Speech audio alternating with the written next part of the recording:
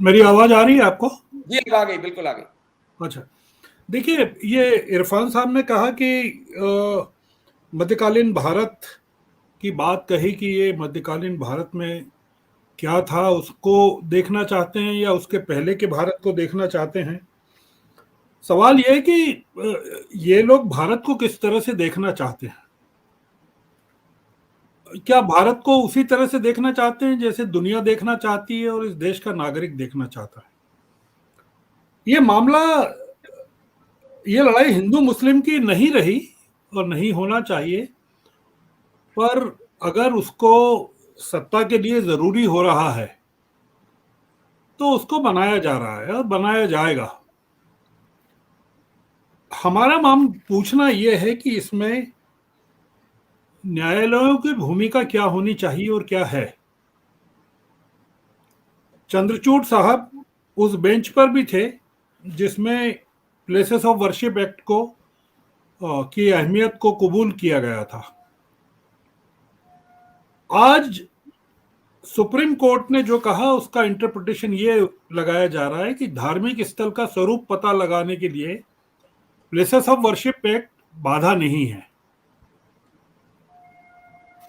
मतलब ये कि अगर कोई पिटिशनर ये कहता है कि हमको इसके स्वरूप पर शंका है, तो उसका स्वरूप का पता लगाने के लिए अदालतें इजाजत दे सकती हैं।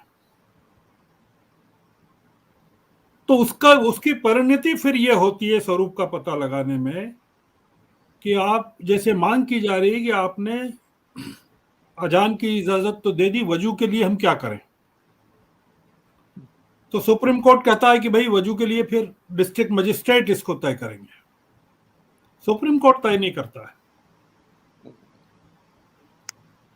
हमको ये समझना है कि अब अदालतें भी लोअर कोर्ट से लगा के सुप्रीम कोर्ट तक क्या चाहती हैं।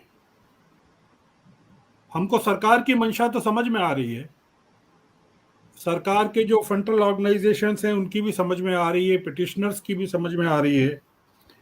वो कह रहे हैं कि 1947 में जो स्थिति थी वर्शिप प्लेसेस की, प्लेसेस ऑफ वर्शिप की, हम उसको मान्य नहीं करते। हम तो 1192 में 1192 में जब मोहम्मद गोरी और पृथ्वीराज चौहान के बीच में लड़ाई हुई थी और पृथ्वीराज चौहान को पराजित किया था मोहम्मद गौरी ने, हम उस समय से भारत पर मुस्लिमों के अतिक्रमण को मानते हैं, वो कट ऑफ डेट मानते हैं। तो आप 1192 के बाद जितने भी धार्मिक स्थल हैं उनकी ऑथेंटिसिटी को या उनके वर्शिप को लेकर सवाल खड़ा होता है। इसको इसको चैलेंज किया वर्शिप एक्ट को इस आधार पर अश्विनी उपाध्याय ने। तो क्या सुप्रीम कोर्ट, आप देख रहे हैं कि उन्होंने 21 जुलाई तक के लिए पूरी बातचीत को टाल दिया है, पूरे सुनवाई को टाल दिया है। क्या तो सुप्रीम कोर्ट का इरादा क्या सत्य का पक्ष लेना है कि सत्य की कीमत पर सौहार्द को प्राथमिकता देना है। Communal harmony law and order का सब्जेक्ट है, स्टेट का सब्जेक्ट है कि कोर्ट का सब्जेक्ट है। मतलब कोर्ट को चिंता सौहार्द की होनी चाहिए कि स्टेट को होनी चाहिए, और स्टेट अगर सौहार्द को खराब करने में जो तत्व लगे हैं उनके खिलाफ कार्रवाई नहीं करना चाहता, और बाहर से ये नजर आता है कि स्टेट भी एक पार्टी है उनके साथ, तो क्या कोर्ट को क्या करना चाहिए। मतलब सौहार्द कायम करने की, कम्युनल हार्मनी कायम करने की, चीजों को टालने की, स्टेटस को बनाए रखने की, विवादों को लोअर कोर्ट और डिस्ट्रिक्ट कोर्ट में डिवाइड करने की, और 3 स्तरों पर लोअर कोर्ट, डिस्ट्रिक्ट कोर्ट और सुप्रीम कोर्ट तक चीजों को फैलाने की कितनी जरूरत है और क्यों होना चाहिए। और पूरे देश को क्या 2 महीने 3 महीने तक, जब तक कि पूरी सुनवाई नहीं होती, रिपोर्ट नहीं बनती, सुप्रीम कोर्ट नहीं खुलती, सुप्रीम कोर्ट के सामने पेश नहीं होती, तो क्या इस पूरे मामले को उसी तरह से ले जाना चाहते हैं कि हम लोग की जो बाबरी को लेकर हम लोगों ने किया था, यह देश की अदालतों ने किया और देश के राजनीतिक दलों ने किया।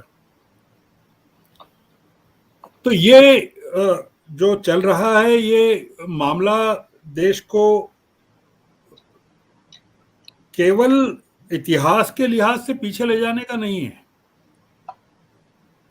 ये पूरे के पूरे मुल्क को 2 हिस्सों में बांटकर और एक बड़ी पॉपुलेशन को, देश की साइजेबल पॉपुलेशन को अलग थलग करके इंटिमिडेट करने की बात है, रिलीजियसली इंटिमिडेट करने की बात है। और कोर्ट की तरफ से अगर उसमें न्याय नहीं मिलता है,